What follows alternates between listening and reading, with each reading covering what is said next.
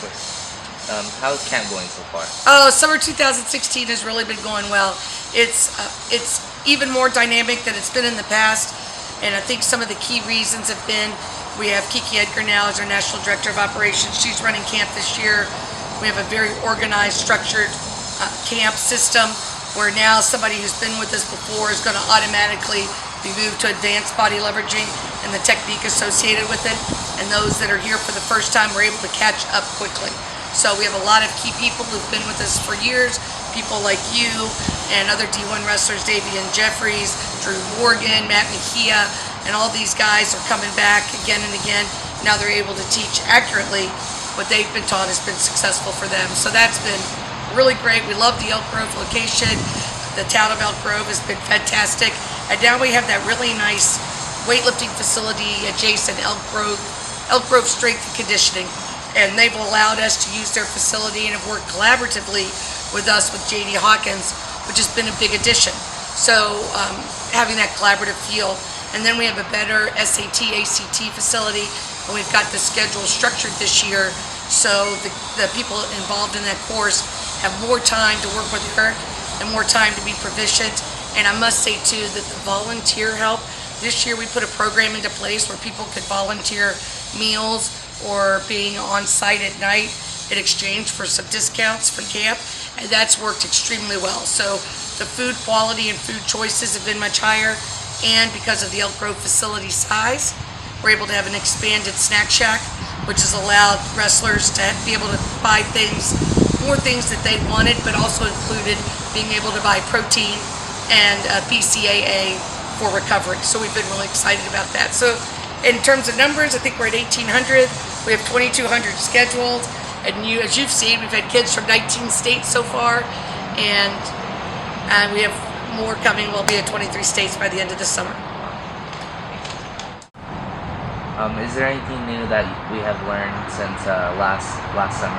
Definitely. I think some of the things that we've learned from last summer is that we have a more structured counselor program, meaning that there's more counselors per the number of campers, and the ability for the chores or the maintenance of the campers' sleeping gear, their equipment was way up this year than it was been back. But I think more precisely, we've taken a more proactive effort and look at competition, and then what the wrestler needs to adjust, and then competing again. So for example, some campers were here during the Clovis and Buchanan's private tournament series, which is really advantageous because they can go there and compete against, Clovis and Buchanan and all good wrestlers. And we have all these good wrestlers. And then they have open room on Sunday, which is like a match, but only short goes and changing partners every round. But we get to see what's working for them and not working for them. So then Monday and Tuesday is made up of bringing people current with the body leveraging. People that were here the year before are brought up to date with what people like you and I and Chris and Ryan and Jesse have worked on during the year. Aaron Gandara, those guys, and where we've gotten with that. And then on Tuesday, we combine that into technique. JD arrives Tuesday. He does weightlifting. We go over JD's technique. I go to AKA. I learn what's going on down there with Daniel and Kate and those guys. And then we come back on Wednesday, teach all day. Then Wednesday night they compete. And not only against each other, but about 150 wrestlers come in from the community. So we have people like Lorenzo De La Riva and Chase Peterson, all these other guys that are going, Cleo Romero, all these guys that are going off to wrestle, Devin Turner, these guys, Carlos Alvarez, they all come and go. Devin Reynolds is going to be down in 2 weeks. So we have all these people that come and go, that the guys get to compete, and then the next day we let them write out their questions. And we put them into groups based on the technique they couldn't do well when they were competing, and then we teach them the body leveraging and go over the technique. And then they have a chance to even go further faster.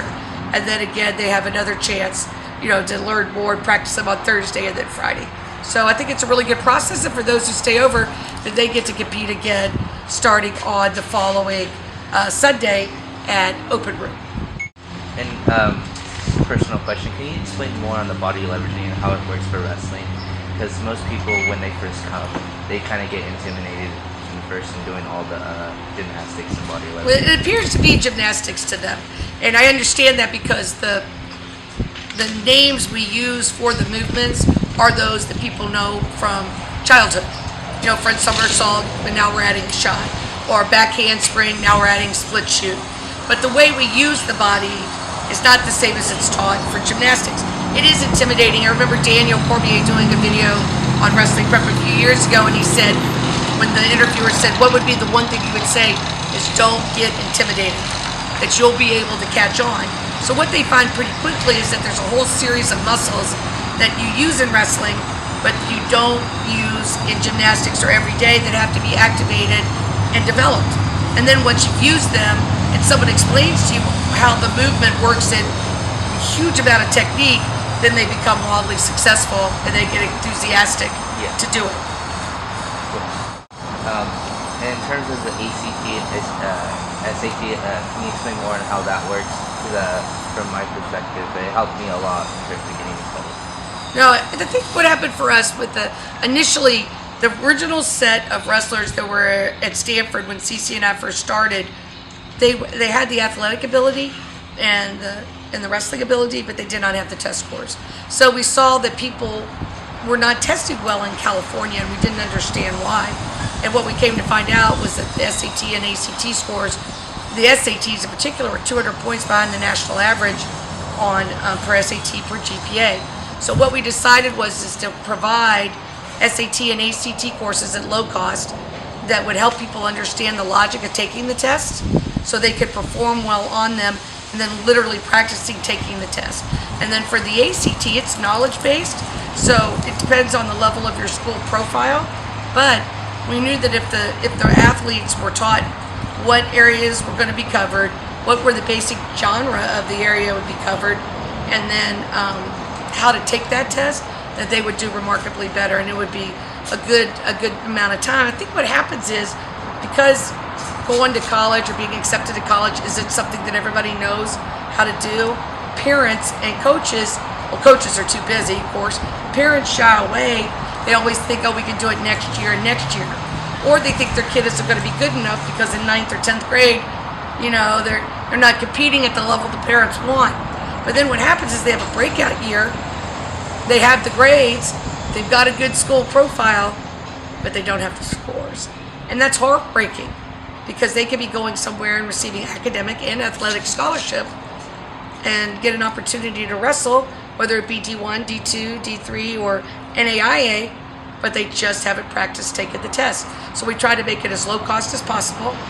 We try to make it in between sessions at camp, and we also do it at the fall camps, you know, year round. We try to, assuming our teachers are available, and then it gives them an opportunity to, you know, get into school. And I think, like you said, it had a profound effect on your test scores too. Yeah.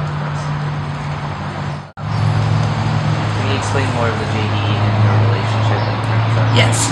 So I want to say it was 4 or 5 years ago, longer maybe, I met JD Hawkins at Walsh Jesuit Ironman, and Aaron Pico was wrestling, and Zaid and Anthony, and JD was around, and we just started talking.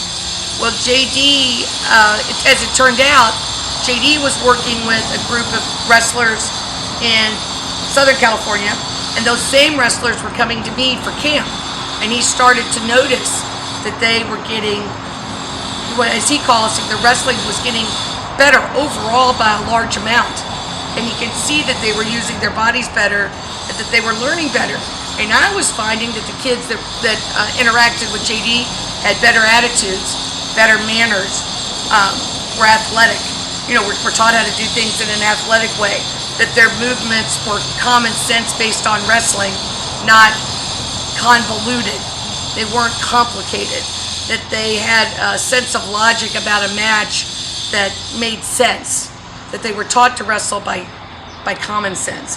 So I think that one athlete in particular was Jesse. You know, so Jesse, Mr. Vasquez came up to me, I want to say 3 or 4 years ago at the US Open, and Jesse had been also starting at the same time to work with JD. And so Jesse started getting so much better, and JD was actually wanted to collaborate with me. So most of the times when multiple kids come to multiple coaches, the coaches don't interact. They don't make the time or effort to try to learn but the other one was coaching. But JD wanted to learn, and not to learn to refute, but to learn to enhance. So JD made the effort to get to know me, and I think he could probably tell I was a little gun shy. You know, I'm nice to everybody, but I'm not real collaborative all the time, because so many people say one thing to me in person and then say another behind my back. So JD was not that person. So he became very collaborative, and I started going where he was, and he started coming where I was. And then he asked if he could come to camp and participate or just watch. I'm like, no, come and participate. And then he came, you know, for in 2005, and that was highly successful for everybody involved. Not only from a wrestling perspective, but personally, people benefited. And then his type of weight training that's based on the movement you need for wrestling is the same logic that we started out with Scramble by Design and body leveraging, was to use the movements that matched with the wrestling. And now we've both been able to work together, so we're super collaborative. You know, we do communicate every day, and everybody we're working with, you know, we don't schedule or do something with the other with the athlete without discussing it or planning it or doing what's in that athlete's best interest. And I guess the greatest comfort for me is that I've been with JD or around JD for many years now, and I've never seen him do anything that was in his interest. I've only seen him do things that were in the athlete's interest, and even at extreme financial cost, and oftentimes what I would consider emotional cost, because I feel that others are disrespectful toward him sometimes. But he doesn't care, because his self-image isn't based on what anyone else thinks. So he's a really, really great partner for me, and I think a good mentor for everybody else. And then for me personally, I've said before, when people have asked me, you know, what do you do when people are negative? Well, I call it associating up. And JD, Daniel Cormier, Javier Mendez, Frank Beasley, those are all people I associate up with. So for me, JD is someone that I could go to. He's not interested in confusion. He's not interested in drama. He doesn't want to deal with any of it. I don't want to deal with any of it.